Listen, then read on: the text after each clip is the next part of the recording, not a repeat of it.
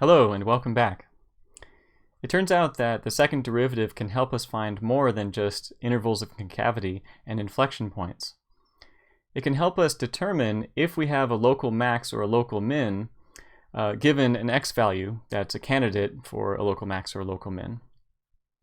So the second derivative test is the name for this, and it says suppose that the second derivative is continuous about an open interval on an open interval about x equals c. So c is where that candidate x value for a max or a min might happen, and that the first derivative at c is equal to 0. Now remember, when we looked for local maxes and local mins, there were two places that we looked. We looked at x values where the first derivative was 0, and x values where the first derivative does not exist. Now here we're focusing only on the cases where the first derivative is equal to 0. So it says then that if the first derivative is equal to 0 at this given x value of c, and if the second derivative is positive, then we're guaranteed to have a local minimum at x equals c. Then it says if the first derivative is 0 and the second derivative is negative, then we're guaranteed to have a local maximum at x equals c. And if the second derivative ends up being either 0 or does not exist, then this doesn't tell us anything. The second derivative test is inconclusive. And maybe we would try the first derivative test, which can be more powerful in general. Let's look at understanding this a little bit better as to why the second derivative test works. Let's look at this condition of if we find an x value where the first derivative is equal to 0, what does that say about the function? Well, that would say that we have a horizontal tangent line, right? So if we're here at a given point on the graph, then the first derivative equal to 0 would mean that we have a horizontal tangent line going through that point on the graph. And then let's try to draw what the second derivative is positive would say. If the second derivative is positive, that means we're concave up like a cup, right? So the shape of the graph going through that point is going to be a cup. Well, if we're going to match that with the horizontal tangent line that we have there, pretty much the only way we can draw that is like this. A cup that's sitting on top of the tangent line. But if that's the picture, then we have a local min, which is exactly what this is saying. We have a local min at x equals c. So this is first derivative equals 0 is giving us the horizontal tangent line. And then the second derivative positive means we're concave up like a cup. So we have a local min right there at the bottom of the cup. Let's look at the second line. We have if the first derivative is equal to 0. So again, if we have a horizontal tangent line. Let me draw the point. And the second derivative, if it's negative this time, that means we're concave down like a frown.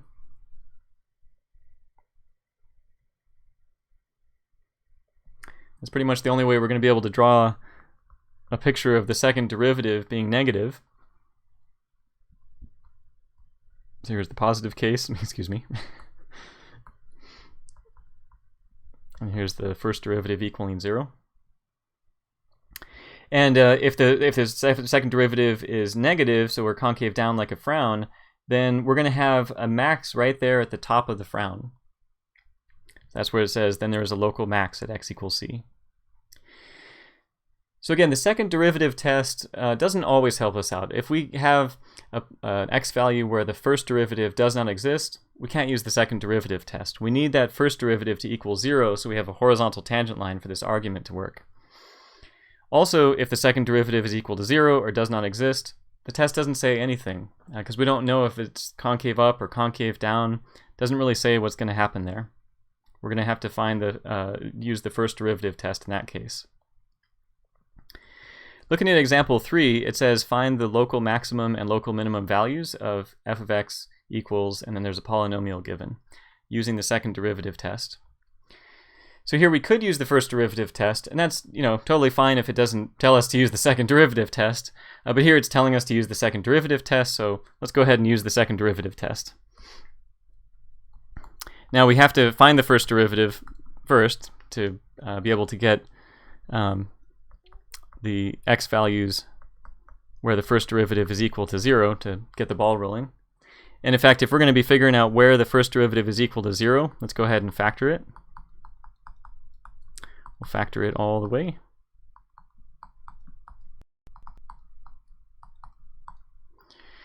And then we'll get the second derivative. We're at it. Now here I'm going to be taking the second derivative from this point right here. So from the 6x squared plus 6x minus 12, rather than the factored version, because then I'd have to use the product rule. So here I'm going to take the derivative from that non-factored version. We get 12x plus 6. There we go. Now I'm actually not going to factor the second derivative because we're not going to be setting it equal to 0 or figuring out where it does not exist. Not for the second derivative test, anyway.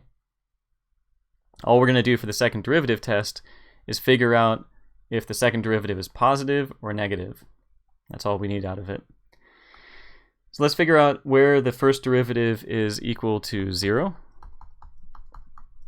Those are going to be the candidate x values that we need for the second derivative test, is where the first derivative is equal to 0.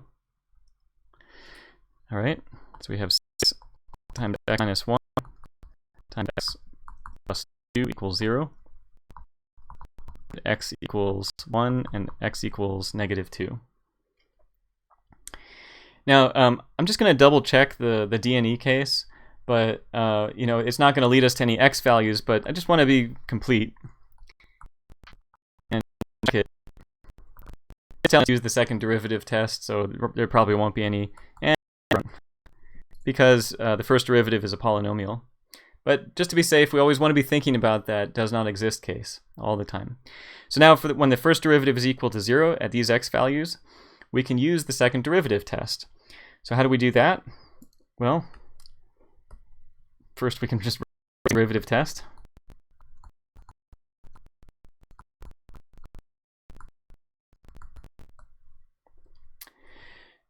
And what we're going to do is take these x values and plug them into the second derivative to figure out what the sign of the second derivative is.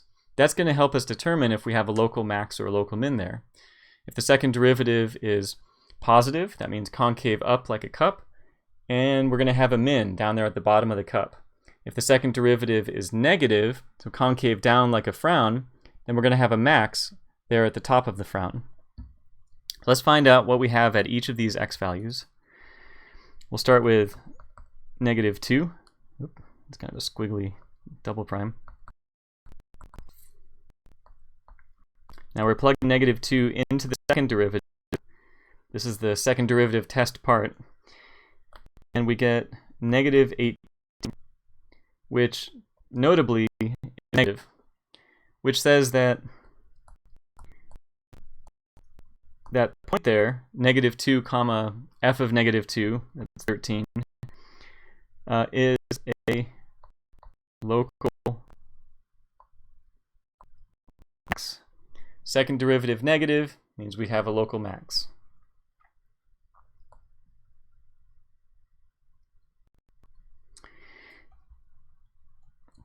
Then when the second derivative at 1, if we find that, we get positive 18, which is positive. And then that means that point right there, which ends up being 1 comma negative 14. The negative 14 is finding f of 1, going back to the original function, plugging 1 in.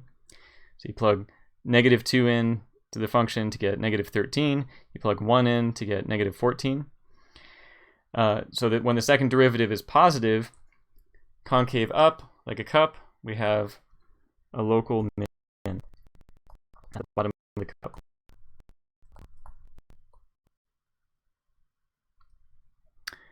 Okay.